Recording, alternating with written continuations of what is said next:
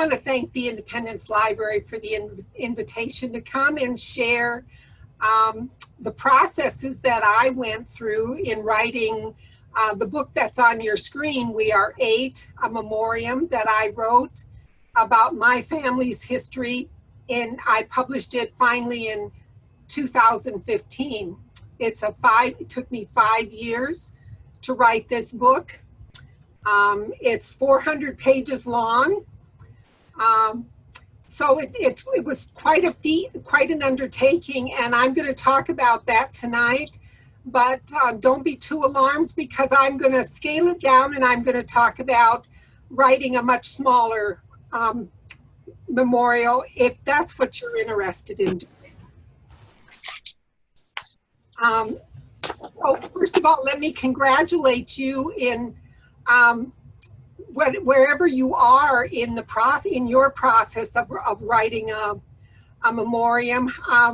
Does anybody want to share where you are in your process? Lois, have you begun yours, or?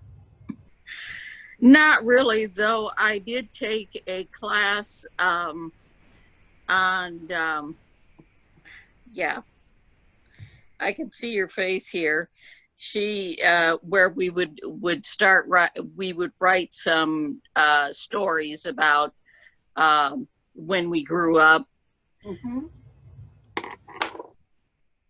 And I can't think of her name, and it's right there. And she's from Independence, and she does a lot of the Memories workshop. Okay. Caitlin, can you help her out with the name? Do you know who she's talking about? I do not. Okay. I can't think of who that would be. So anyway, you've done some preliminary work about how to write stories and start to gather those things. Right. Okay. And Connie, I kind of know where you're at, but I'll let you speak to where your process, if you care to do so. Oh, have collected family histories for years, and so my goal would be to put that in print, but I am currently kind of focused on oral history. Yep. Not enough hours in a day. So tell them what you've just done.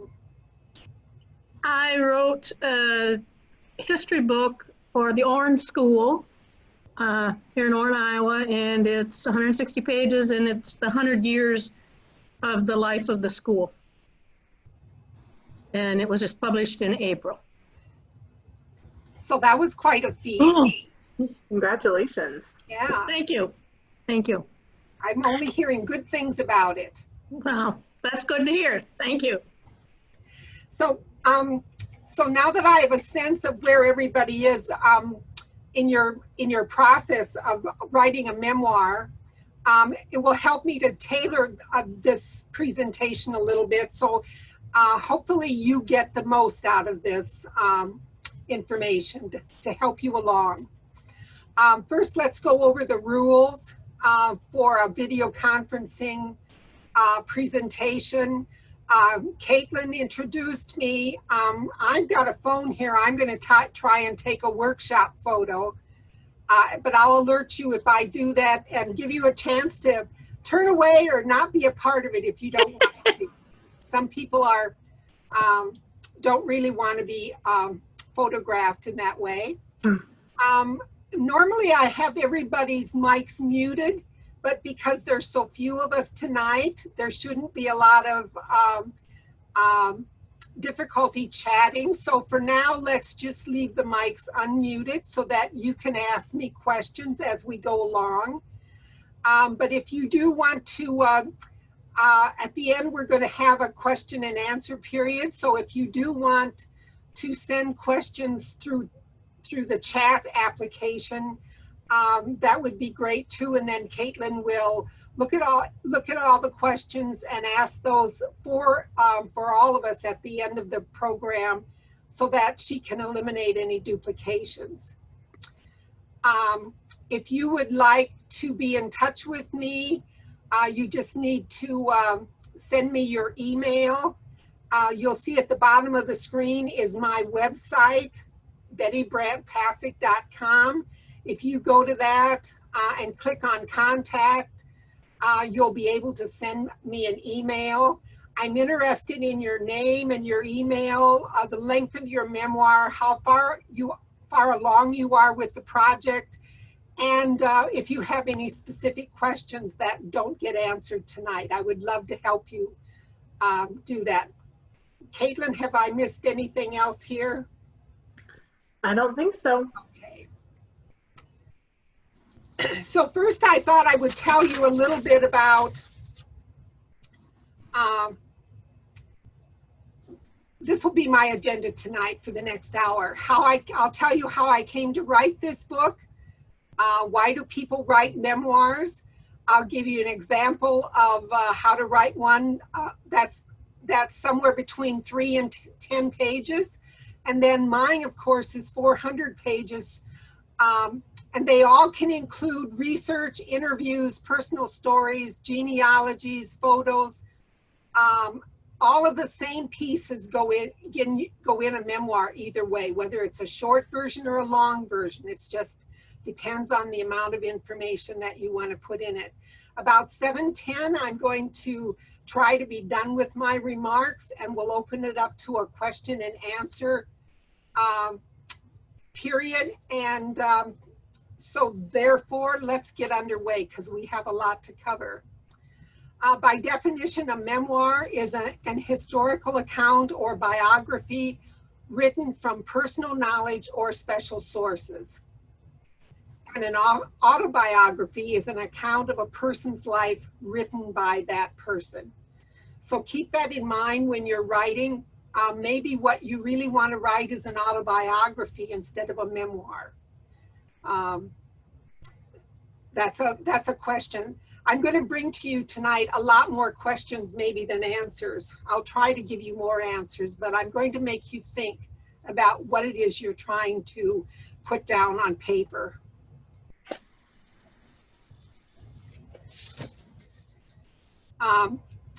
So as you already know, I'm a native of Fairbank, Iowa.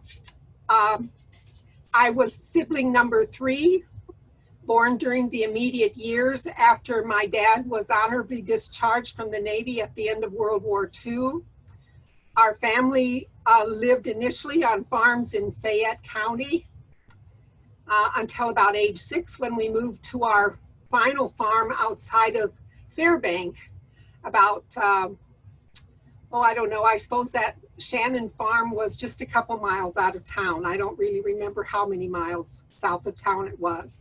Anyway, Mom and Dad struggled to make a go of living on this farm.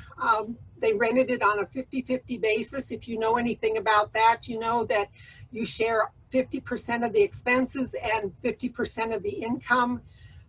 There were 9 people in our household, so you can see we would have gotten really the short end of that stick as far as enough income to support our family. So Dad initially supplemented his income by working at John Deere in Waterloo. And then when he got hired full-time, we left the farm and we moved into Fairbank. And Mom and Dad purchased a house there and we never moved again. If you know Fairbank, it's the little house that's directly east of the Baptist church. And from those years when I was growing up in Fairbank, 2 books have now come to fruition. One is We Are 8. This book here, let's see, can you see it? And you can see it's pretty thick. And then I also wrote, my most recent book is, can you see it? The screen is a little touchy. Gangster in Our Midst. Yeah. So 2 books have come from that experience of growing up in Fairbank, and I do have a 3rd book in process. For nearly as long as I can remember, I have dreamt of writing books. When I was just a young girl, many times I would find myself sitting cross-legged, any spare moment I had, sitting cross-legged on the floor of my bedroom, and I would be writing poetry, stories.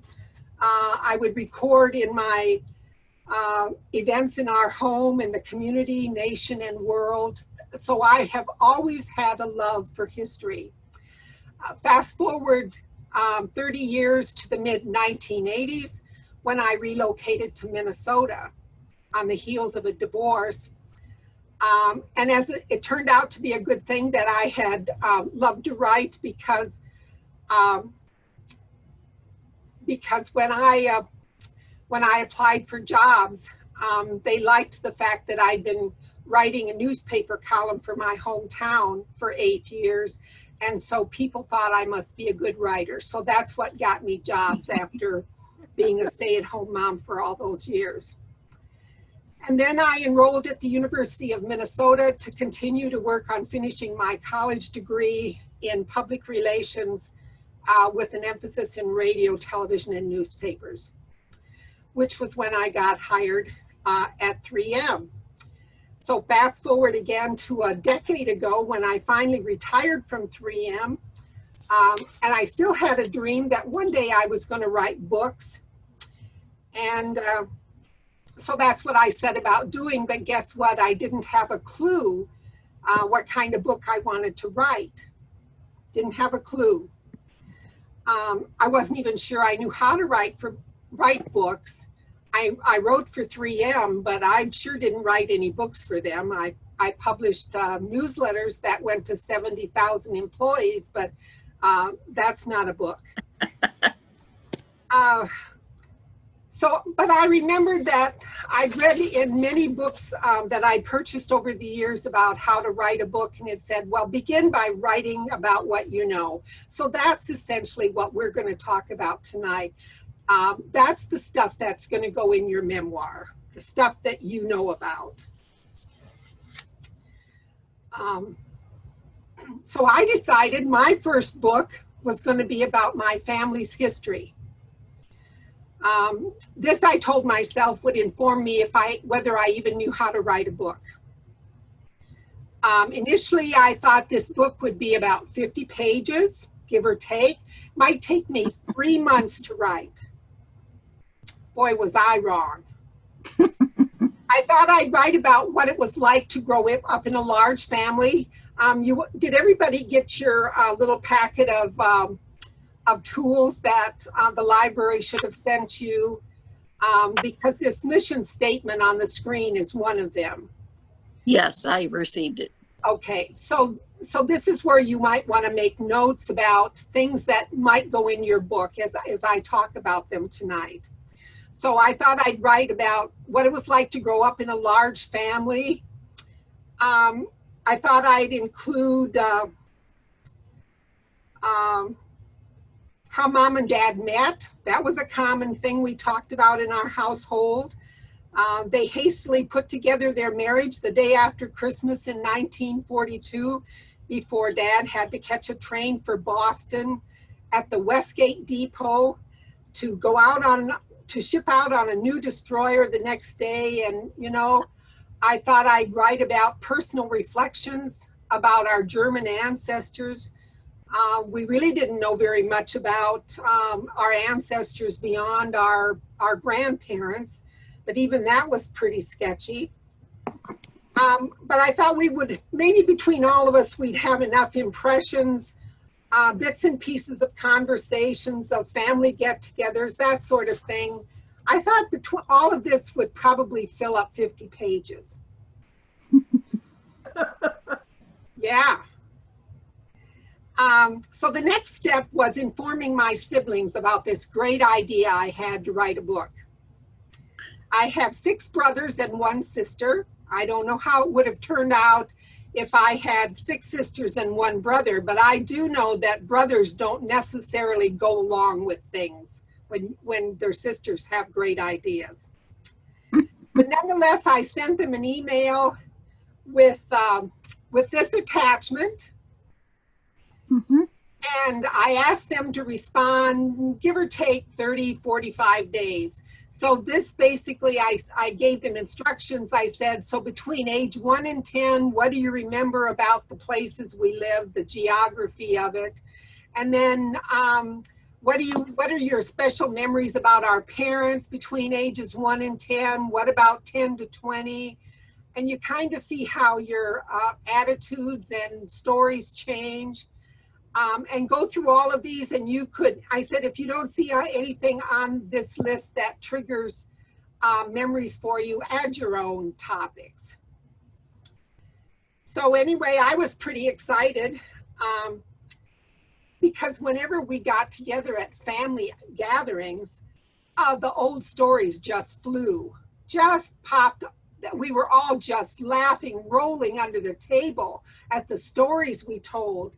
So about the first years we lived on farms, then our move into Fairbank, first jobs, first cars, first dates, first getting kicked off the school bus, you know, those kinds of things is what I was hoping they would tell me about. And then there were, of course, big events, big life events I'd never heard them talk about, like how they might have felt when the nation went through the Bay of Pigs operation, the assassination of JFK, and so many other big events that happened especially in our high school years. I promised them that they'd get to a final edit of whatever stories they submitted, so no one would be surprised by anything that was in this book, which kind of, I got a sense that they were all a little jittery about that. Then I sat back and I waited, and I waited, and I waited, expecting that they were going to send me some blockbuster stuff. Truth is, only a few ended up sending me more than a few personal memories. Not enough to fill a single page, really. And a couple siblings who are very private people eventually admitted they didn't want to be involved in the project at all. So this was when it first dawned on me, and I tell you these things because you're likely to encounter some of this as well. So it dawned on me that perhaps they were thinking their stories might be misconstrued by people reading them generations down the road. You know how you hear things about your relatives from way back when, and you go, oh my God, I can't believe they did that. Well, we've all heard those stories and thought, boy, if that were up to me, I'd never tell those stories, especially not put them in print. So they asked me, just who is going to read this book anyway? I assured them that it was not going to be put out on Amazon, because first of all, I couldn't imagine anybody who wanted to read our family history. Usually family history is only of interest to family and a few close friends. But I did hope that the book would be good enough that it would, libraries in the area would want to have it on their shelf, maybe local historic societies, that kind of thing. So definitely a public venues, but only locally. So, which brings me to the question you should ask yourself: who will get a copy of your finished published document? Where will it be housed and archived for posterity, if that's what you decide you want to do? People are really glad to get these things, and then there are people who are really sad to see other people's families' lives put out there. So it's a personal choice that you have to make. Ultimately, as you might have guessed, I was on my own for writing this book. If I wanted a family memoir, and they thought it was a great idea, most of them, but I was on my own. So in 2010, I began the initial research for what turned out to be this mammoth book. And as I said, it took me 5 years to write, and it grew, and it grew, and it grew to almost 400 pages. Wow. Part of my discussion today is going to be to help you contain your project, to make it manageable for you. I had to learn this in writing mine. It grew to 400 pages, but I really did take out some things that didn't belong in this book. And I'll talk more about that in a bit. This is actually what it turned out to be like.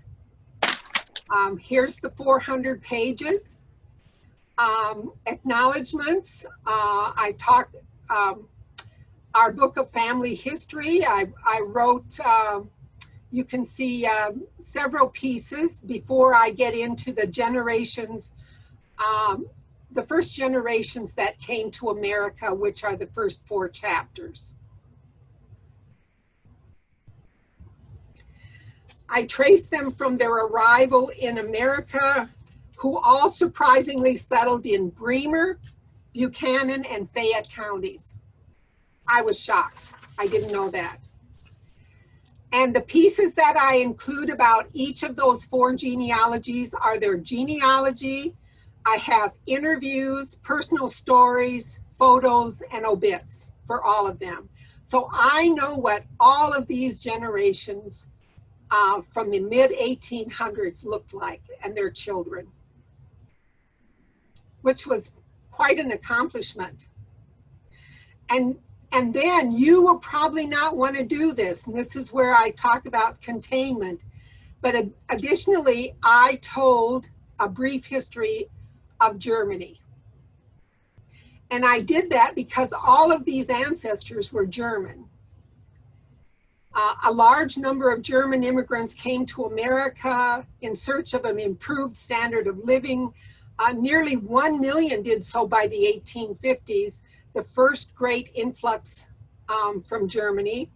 The most dense German-American populations became referred to as the German Belt and included Wisconsin, Minnesota, North Dakota, South Dakota, Nebraska, and Iowa. As far as me, being German was who we were. Mom and Dad and many of our relatives spoke German. Mom and Dad spoke it in as a kind of code when I was growing up, so we wouldn't know what they were talking about. But they also spoke German with relatives when we went to their house or they came to our house. We ate a lot of German food. The German blood bread and all of those things we ate. So we very much associated with being German. So this brings me to more questions to ask of yourself in writing your memoir. And the questions that I decided were important for my memoir were, why did my ancestors immigrate? Why did Mom and Dad decide to marry on December 26, 1942? Why did my family keep moving farm to farm during the years Dad got out of the service? So as you start to put together your story, you'll find that you'll have to search a little bit to find answers to some of these questions. I also decided to track the military service of any relatives that I found. I found one relative who, and tracked him through the Civil War in this book. I couldn't find anyone who actually served during World War I, but my dad served in World War II and spent 2 years aboard new destroyers. And so I tracked his military service. So that's a huge piece to add to a book, those pieces.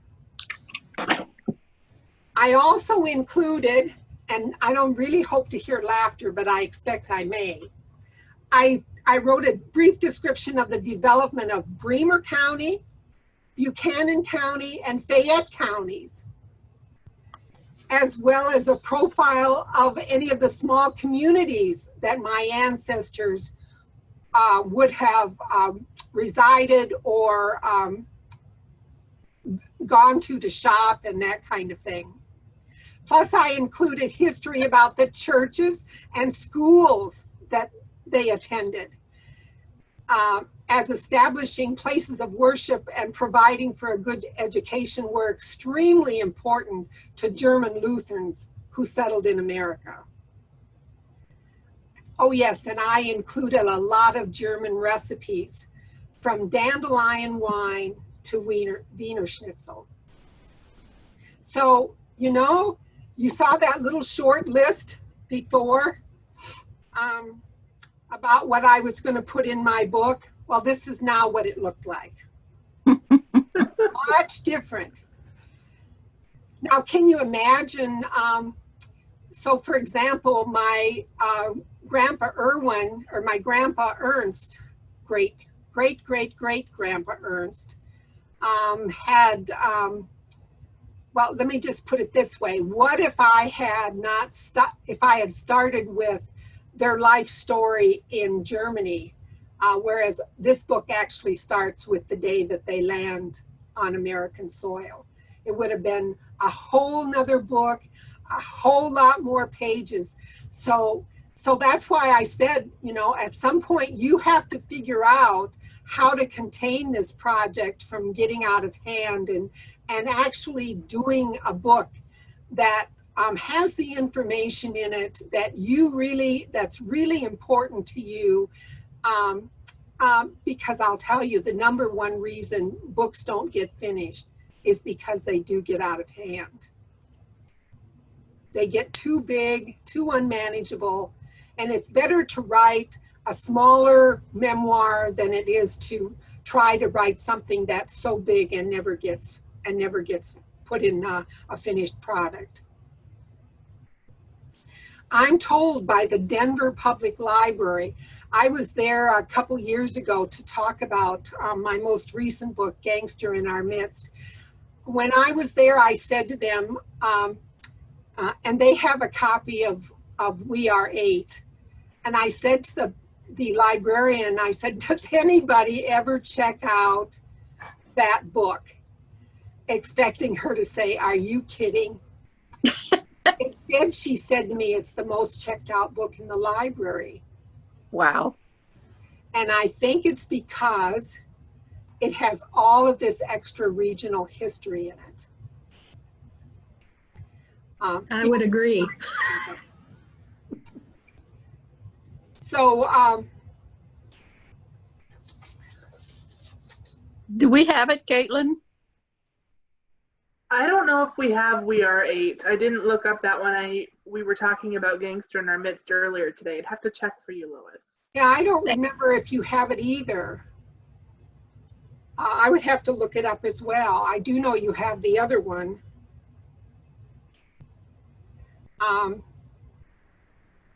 Also, I'll tell you that there will be surprises along the way. I ended up getting much more support from my siblings than I thought initially I was going to get. For example, there was the day I opened my email, and here is I got an email from my brother, one of my brothers, and it's the comprehensive research of Dad's years in the Navy. He said he always wanted to know that story. What kind of a soldier was Dad? We knew his destroyer had been disabled and sunk on D-Day. We didn't really know that story because Dad never wanted to talk about it. Now all these things are available on the internet. You don't have to write letters and wait and for communications to go back and forth. It's all published on the internet. So, but he had taken the time to collect all this information, and he sent it to me out of the clear blue.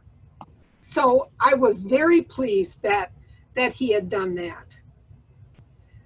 Throughout the process, I just tried to keep communications open and invite my siblings to participate in any way they wanted. As I wrote each chapter, I sent it to them. They could read it or not read it. They could comment or not comment, but I wanted them to know what I was putting in this book. I kept reminding myself that after all, it's really me who wants to write this book. And whatever I got from them was just going to be frosting on the cake. So here we are. That's me in the top right-hand corner. I'm 13 years old and I'm pretty tall already there. I tell the story in this book about how my mom was worried every time she looked at me that I was going to be 6'2", 6'4", 6'5", because I had cousins that were that tall. And she really was not happy that I was getting so tall. So this is all of us. Baby number 8 was born in the bottom of the screen, was born after we moved into town. That was the last sibling. And this is from 1962. We siblings were born about 2 years apart between a span of 1943 through 1959. So as you can imagine, in many ways, we are really the aggregate of 2 families. And each of those 2 families has very different memories of the years we were all growing up under the same roof. I mean, the younger 4 kids don't even have a clue what us older 4 kids are talking about many times because their experience was so different. So, you know, if you're doing this and you involve family members, don't expect their stories to be alike. And this book, We Are 8, ends in the 1990s when our parents passed away. So it begins in the 1850s, 1846, and it goes through 1990. So that's a lot of years. Now I probably have you all freaked out because you all have to write a 400-page book to get said what you want to say. But I'm here to tell you that is so far from the truth, and I'm going to prove it. So when I retired from 3M, one of the things I wanted to do to give back to my church was, or I wanted to do more to give back to my church. And since I love to write, I decided to interview some of our oldest members. And because I realized that the people we sat next to in the church pew every Sunday, we really didn't know very much about each other. So this was Helen, born in 1920. And her memoir is 3 pages long. And it has everything in it that you would want in any memoir. It gives her birth, name and date, place of birth, parents, siblings, early memories, direct quotes from her and her things that her family said about her, her family photos. She tells a story in there. She was very interested that I had written a gangster book, and she had a gangster story of her own. In the 1920s, they were very poor during the Depression. Her father came up with a great idea to raise more money. He decided to rent out a bedroom, and it happened to be her bedroom. Oh. So he put a sign out, bedroom for rent, and sure enough, 2 guys showed up. And she now had to sleep on the couch. She got kicked out of her bedroom and had to sleep on the couch. And so the first night these guys showed up and slept in the bedroom, and they never did return. Well, a day or so later, her father finally said she probably might as well move back into her bedroom. And they noticed when they went in her bedroom that the dresser had been moved away from the wall. And then they saw sawdust on the floor. And they pulled the dresser out, and apparently these guys had brought with them Tommy guns into her bedroom and wanted to stash them in a dresser drawer, and they wouldn't fit, so they sawed out the back half of one of the dresser's drawers. So that was one of the stories that we put in her memoir. So here's the second page. That tells her some more personal stories about her school, church, employment, friends, and travel. And then marriage, children, more memorabilia. And she writes, and because I was asking everybody to that I wrote an article on to submit their favorite books. She liked Saint Mud. I don't know if you've ever read that, but it's a gangster book about St. Paul. And you know, St. Paul has a tremendous history of having gangsters in this area. So see, that's 3 pages long, and it gave an awfully lot of information. The kicker was that in 2013, our church decided it had to close its doors. It was in its 125th anniversary, and I took all of these individual stories and compiled them in a memories book, and that became one of the items that we gave as historical memorabilia that's at the Minnesota Historic Society. I also wrote a 300-page book of the history of the church that's at the Minnesota Historic Society.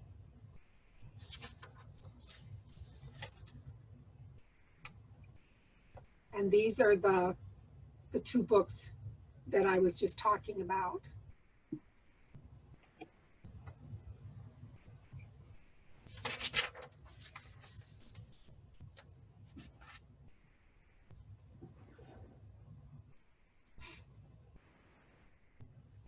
I'm not sure if that's where I really want to be. To me, personal stories and interviews are the blood that courses through a memoir that makes it so valuable. Here I did an interview with a woman named Martha Talene. One day when I was in Westgate, and my mom grew up on a farm by Westgate. One day when I was in town doing research at the library, I was hungry, it was lunchtime, and I went across the street to the Westgate Tap to get some lunch. I walked in, and here's a table full of ladies. It's their Thursday lunch day, and they're all sitting around this big round table. And of course, I went over and introduced myself and said who I was and what are you doing here today? And from this, I learned this Martha Talene was a young girl when she worked at the mercantile store in Westgate. And my grandpa Irwin used to come in there when he came to town. He would come in and drop off Grandma Lydia's grocery list at the store, and would and then pick up the grocery items on his way out of town. You can see I put this together in a very simple form. I just did a question and answer thing. This is what I asked, this is what she said. I didn't write anything complex here. So that's just an easy way to include personal stories in your memoir. And then I interviewed this Veronica Fink. When I went to Grandma's farm, one of my siblings told me they thought that the woman who owned Grandma's farm had just moved into a nursing home in Owine. And they thought her name was Veronica Fink. So I went to the nursing homes in Owine until I found Veronica, and I interviewed her. Oh my gosh, was that a great interview? And it was timely because she died a few months later. And in this interview, she tells how she came by inheriting my grandma and grandpa's farm. And she had photos of the farm that I was able to include in the book. It was just a wonderful interview, and I'm so grateful that I found her. So this is Grandma and Grandpa's farm. The picture of the woman on the left sitting on the steps is my mom. I got to have a picture, or the owner, this woman's son, took a picture of me sitting on the same steps she was sitting on. And my book is open to the page where it's about her mom's family, a picture in the upper right-hand corner of the farm. And this just is really a precious picture that I got because I interviewed I took the time to look up this interview and interview this woman who owned my grandparents' farm.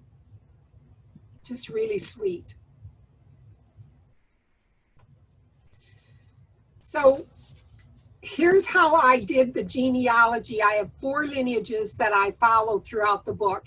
Here's how I began to tell this story. Their lineage are the Bartles, Brandt, Seehaws, and Haars. I tell the name of the ancestors, the year they immigrated to America, and where they settled in Iowa, and the year. It's a simple Excel spreadsheet that I did this on, nothing too complicated. And then for each of those 4 genealogies, I did like a cover page, something like this. Didn't they have long names back then? Ernst, Henry, Gottlieb, Bartels. Good Lord. So he immigrated in 1843 and he actually settled in Chicago in 46. So this gives the first generations of lineage of this couple.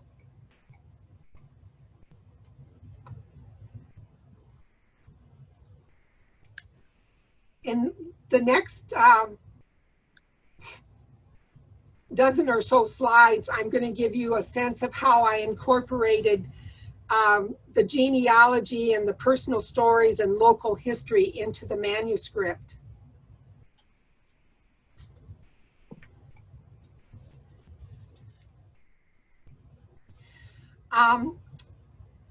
How to do research. I was shocked the day I went to Google and I typed in this great great grandfather's name on the internet, and up popped a man's name by Larry Nergy.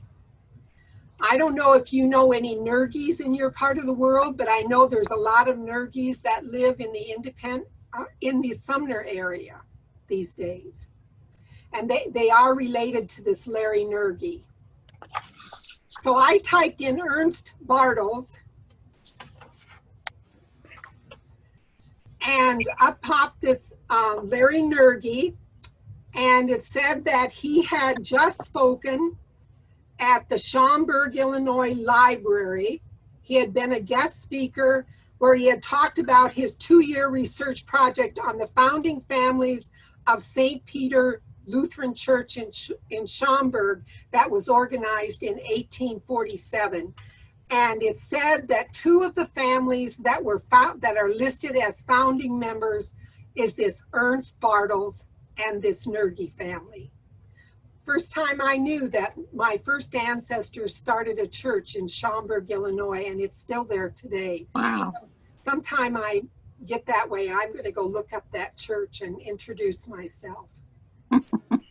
So anyway, this Larry Nergy has been acquiring information on the Bartels family and the Nergys, and there's a ton of information. So finding him was really, I really struck gold when I found him on the internet, because he provided so much information, and I included that in here.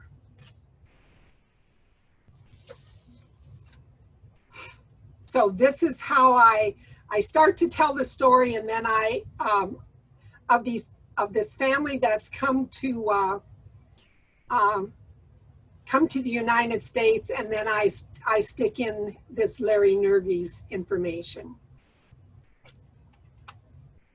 So this is the map he provided me of the first land that they purchased in Schaumburg, Illinois. Wow. I mean, I just died when I found this. He does have a plethora of information. He does. And Yes, I've met him. And here's a list of this Ernst Bartels, and a patent holder by name is the listing. Wow. And here's the church that they founded when it was first founded and what it looks like apparently today. And there are many Bartels and Nergis buried in the cemetery there. Hmm. And then also Googling Ernst Bartels, I came up with the Bartels Family Recollections by Ernst E. Bartels. He wrote this down in 1947, I believe, a few years, a couple decades before he passed away. He's the eldest grandson of this Ernst Bartels. So he had all these stories of when they first came to America, and he put all of this stuff down. I mean, honest to Pete, is that not valuable to those of us today who want to know our ancestors' history? It was just a godsend to find this. Plus, he had pictures. Oh my gosh, look at these pictures of them, confirmation pictures and a wedding picture. You can tell I just get excited when I when I see these things. They are worth getting excited about. Yes, they are. So this family lived in the Schaumburg, Illinois, Chicago area for 17 years. And then what do? They uproot their family. They have 7 children. They uproot everybody and move to Bremer County. So you talk about doing research and why questions come up. It's like, well, why in the world would they leave their home and their homestead in Illinois and move to Bremer County, Iowa? Well, I started digging and I found out that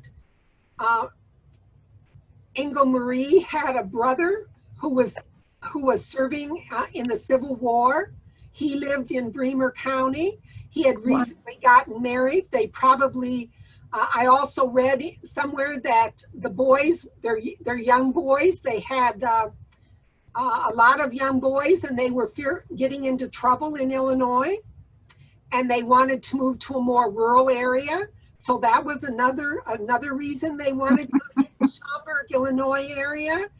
And there probably were a few others, but I'm pretty sure those 2 were probably the major ones, was to move their boys to a more rural area, and then to give her sister some support on the farm while her husband was off fighting in the Civil War.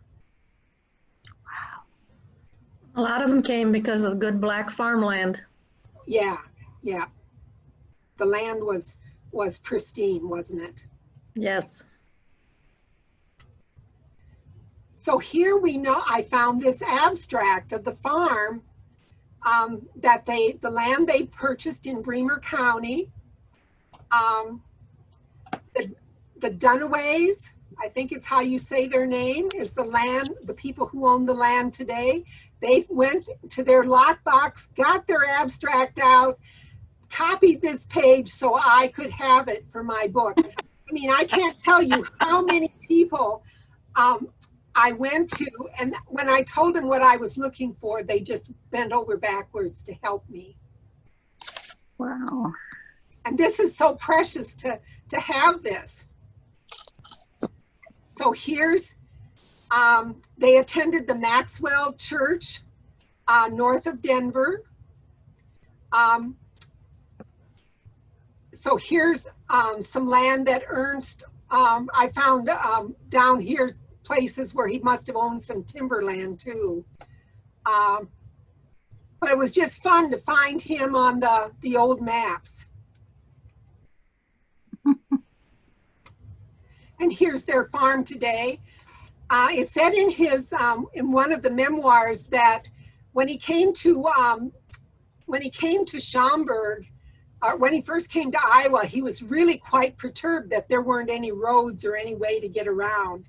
So they said probably that's why he bought land on a stagecoach line. And that's what this picture of this road is that it was once a stagecoach line. And that's the actual house that they built. And is still there today. And this is their family, their children and their spouses. I found all their names. I know where they all ended up, where they lived, where they raised their families. Yeah, it's not a very good picture, but it's a picture. Mm-hmm. And then I know all of their children. Wow.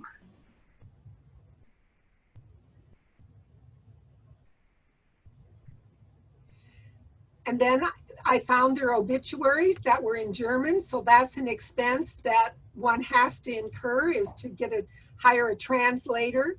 But look at the information that was put in these old obituaries. Really, they gave you a lot of information. Today I read obituaries and they say so-and-so died and the memorial is blah, blah, blah. And, but they really took time to write these obituaries back in the day. Wow. So this brings me to the question that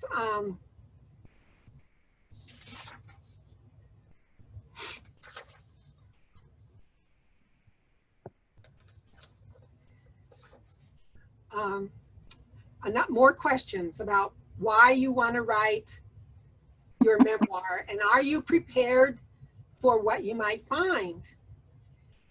For me, I wanted to write it because I wanted to know more about Huntington's disease.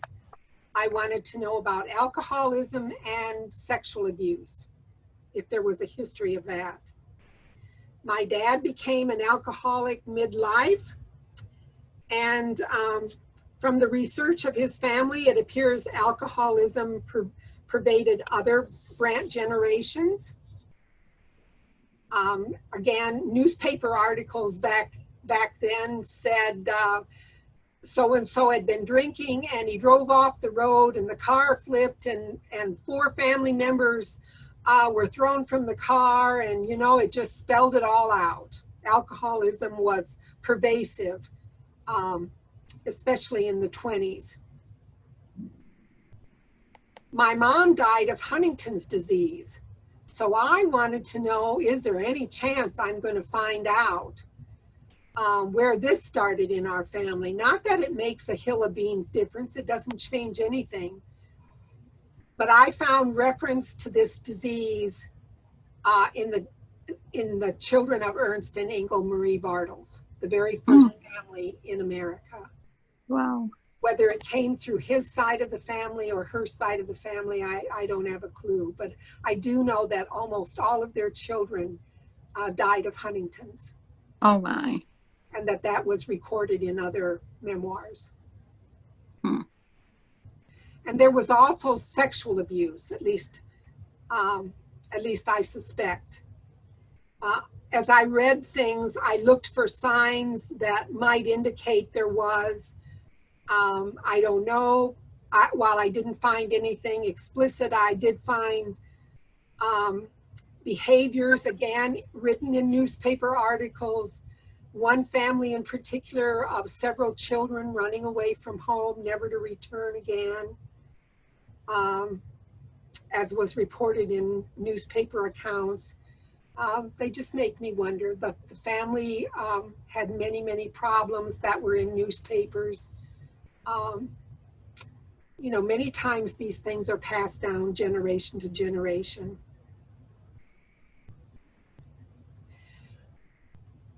But mostly I wanted to write this book for pretty selfish reasons, I think, because I just have an interest in history.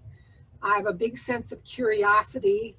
I wanted to know what our ancestors looked like, where they resided, why they chose to settle in Iowa, and anything else I could learn about their day-to-day lives, good or bad. So I have a lot of information, a lot of personal stuff. So if you're going to put it in a book and actually publish it, you should know some rules about permissions. Before I put anything, when I had things in the book, I sent the information to the people who gave it to me, said, this is how I'm going to tell this story.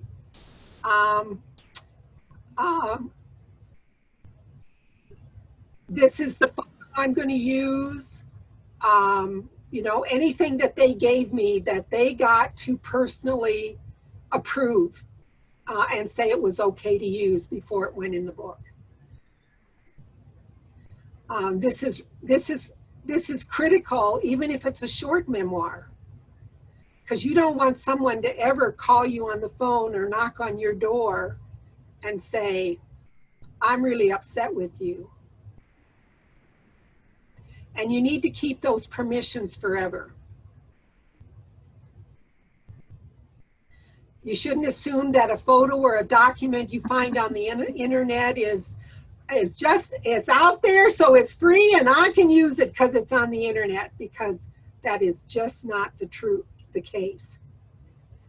The documents that are on government sites are paid for by the taxpayers, and and they clearly say these things are like my dad's ship. There were pictures of my dad's ship from D-Day as it was sinking, and as the men were being rescued off of the ship, including those. So my dad was being rescued during those photos. It says on there, these pictures are paid for by government employees, and please don't send us requests to use them because they belong to the public. I don't know if you're going to use any song titles or lyrics, but there are rules to using those. I had a lawyer look at my book and make sure that all my T's were crossed and my I's were dotted. And it was worth every penny. I slept well after doing that. And you should include a copyright page for legal reasons. You should get an ISBN number. I got mine through a company called Bowker.com, BOWKER.com. And you can see here I had Book One Publishing out of Rochester publish it. In 2005, when I was looking for a publisher to publish a 400-page book that had about, 67 pages were color, the rest of it were black and white.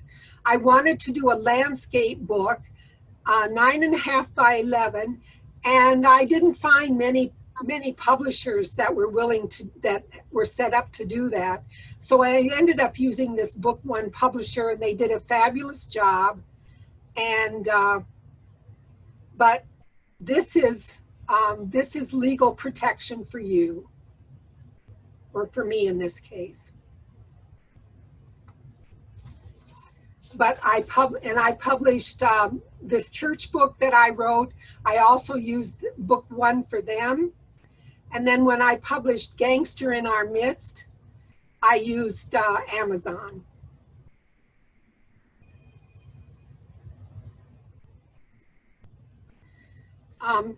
Most authors use Microsoft Word to write their manuscript. The software you choose will depend on where you plan to publish and distribute your memoir. Some places require you to use their own software if you're going to publish through their company. You obviously need to consider what to put on the front and back covers.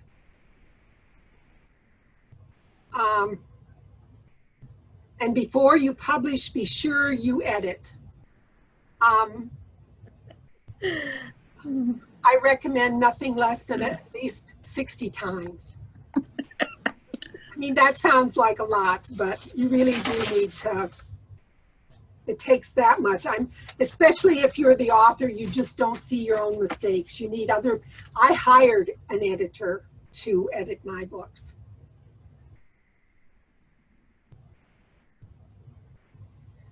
So,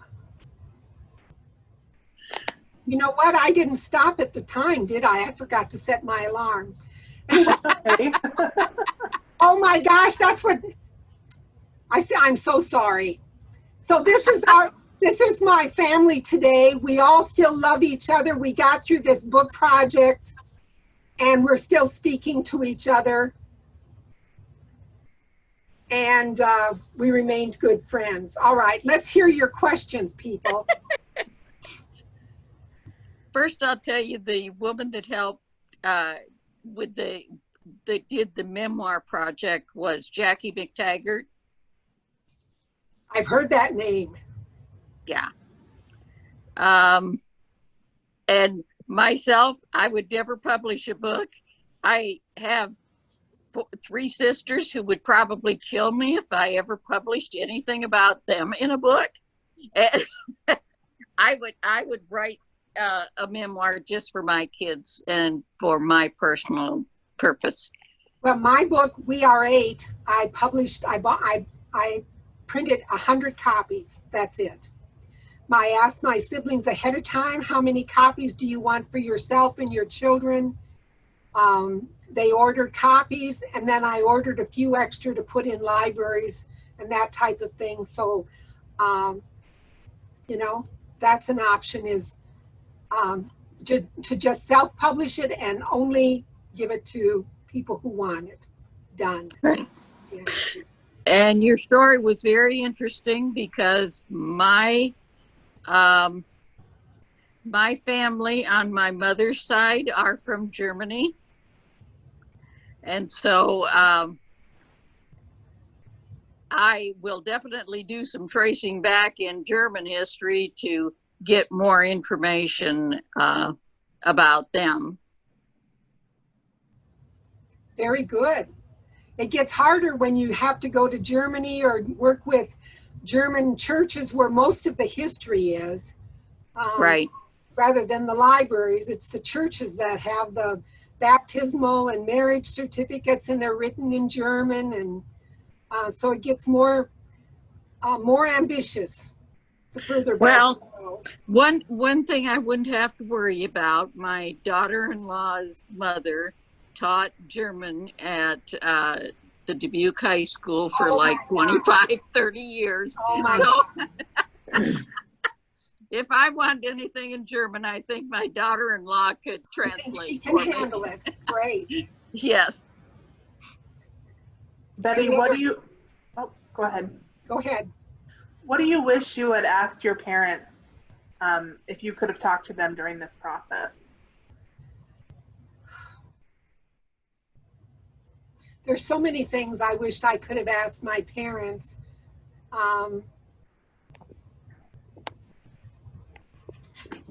And just never had it just never felt like it was the right time, and then they were gone. Yeah. You know, when there's alcoholism and sexual abuse in your home, there are lots of things that don't get talked about. Mm-hmm. So those would be things I would, you know, my father, I spent the last month with him before he died of leukemia. And I hope to have some really heart-to-heart conversations with him.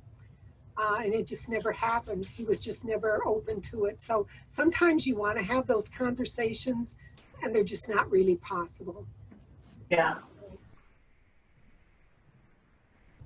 Betty, when you are interviewing people, how do you keep track of or record or retain all the information that you've collected, and do you use a recorder device, or do you just write notes, or? Yeah, I just write notes. You know, I'm a trained, part of my training was newspaper writing. So you learn to feverishly take notes. And then as soon as you're done with the interview, you go type it up and fill in the blanks that you didn't have time to write all the words, you know. Mm-hmm. And then I would send it off to the person I interviewed and said, this is what we talked about. Do you remember anything differently, or do you have anything to add? And so that's kind of how I did it. When it was fresh in my mind, I did that right away. Okay. Yeah.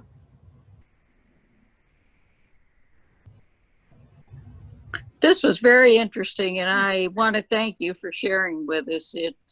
It was just a really interesting story, and Do you feel gave that, a lot of. do you feel like you got the tools that you need to move forward with your project? Most definitely. Okay. And do send me an email if there's anything I can help you with or guide you through. I would be glad to do that.